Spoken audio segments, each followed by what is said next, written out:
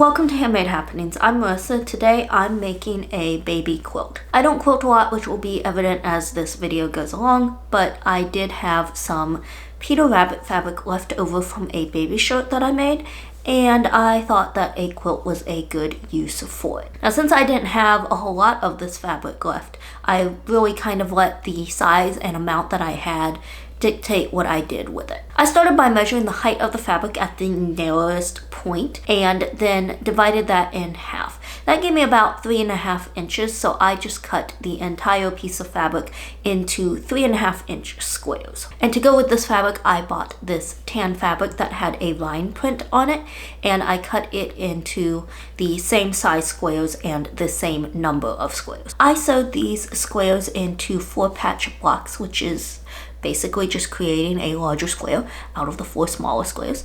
I like to assembly line my sewing for things like this, so I started by laying out all of the squares into their individual blocks. I then took each square and pinned and sewed it to the one next to it, pressed those seams open, and then laid everything out again and repeated, this time taking each set of 2 squares and sewing them to the set of 2 above them. And that completed the blocks. I used a 1/4-inch seam allowance, so this resulted in 6.5-inch squares. I only had enough of the Peter Rabbit fabric to make 11 of these blocks, and I needed 12 for my planned layout. So I took the ends of the Peter Rabbit fabric. They were already 3.5 inches tall, but not wide enough to make up the full size of the block. And basically what I did was I just sewed them to the tan and made the tan piece wider so that I ended up with the proper finished size block. So it's a little different than the others, but hopefully close enough that it will blend in once sewn into the actual quilt top. For the rest of the quilt, I used this small green gingham fabric that I had been given, and I cut 13 6.5-inch squares. Now it's time to sew the blocks together. I laid them all out in the order that I wanted, then pinned and sewed them together. Now I did do this in an unusual order. What I've done in the past on the few quilts that I've done is sew all of the blocks in each row together, so that I had a long row, and then sew each row together. But for some reason I didn't do that here. I kind of went across the row sewing, pinning each block to the one next to it, and then when I got to the end, because there was an uneven number of blocks in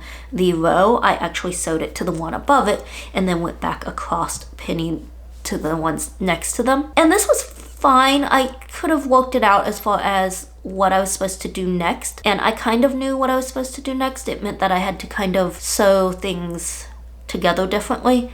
But somehow I ended up getting it mixed up. I think I sewed a few things on the wrong side, and that resulted in me having to tear a few stitches out and re-sew them in the correct order. But I finally did get them put together correctly and end up with a finished quilt top. Quilts typically have 3 layers. There's the backing. In this case, I used the remainder of my gingham fabric.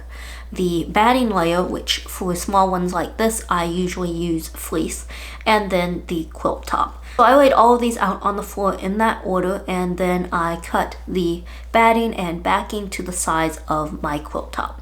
Now ideally, I would have had enough of those 2 layers to leave like a couple inches overhang on all sides. Unfortunately, with the gingham, I did not have enough to really do that. I actually had to piece one of the corners just to even get it to the same size as the quilt top. Once all of the layers were cut out, I went ahead and basted them together along the raw edges, and then it was time to quilt. Now this is the part that was kind of new for me. Typically in the past when I have done quilts, I have finished them by taking the quilt top and the backing and placing them right sides together with the batting on the wrong side of one of the pieces of fabric, and then sewn around all of the edges, leaving an opening to flip it right sides out, and then just top stitched around the edge.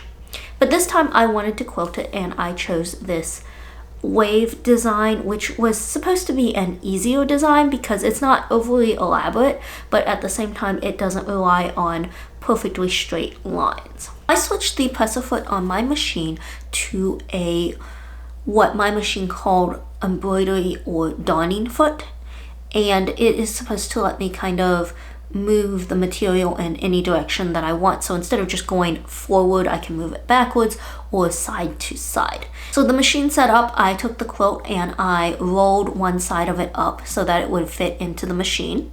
And then I went to the machine and I just started at one side and worked my way forward, and then kind of went sideways, and then went back in the other direction, making sure not to like go too straight. And ultimately, I wasn't really happy with this. I felt like what I ended up with, it wasn't straight, but it wasn't wavy enough to look intentional. I think I would have preferred to have just done a pattern with a straight stitch, because I think I would have gotten something that looked better in this case. And then another thing that happened is that my layers did shift around quite a bit, which caused some puckering at the edges, which probably would have been avoided had I had the overhang like I was supposed to. However, I figured that ultimately those puckers would probably be covered up by the binding. And the next step is attaching the binding. I cut mine from the remainder of the gingham fabric.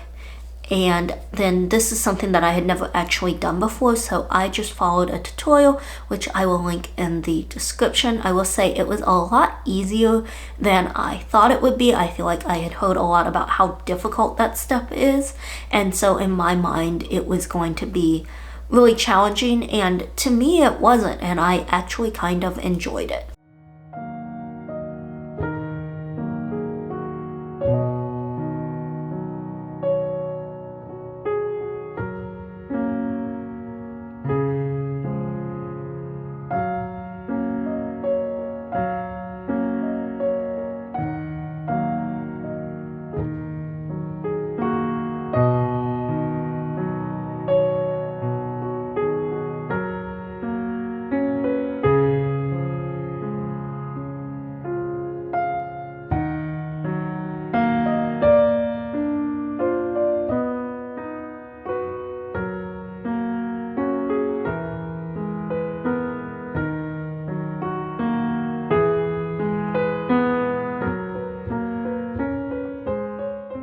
Well, this quilt has a lot of little imperfections, which I see as soon as I look at it, but overall I think it turned out very well, considering these are a lot of techniques that I either have not done much of or haven't really done at all.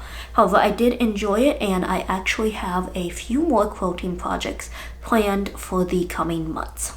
Thank you for watching, and I hope you'll join me next week for another handmade happening.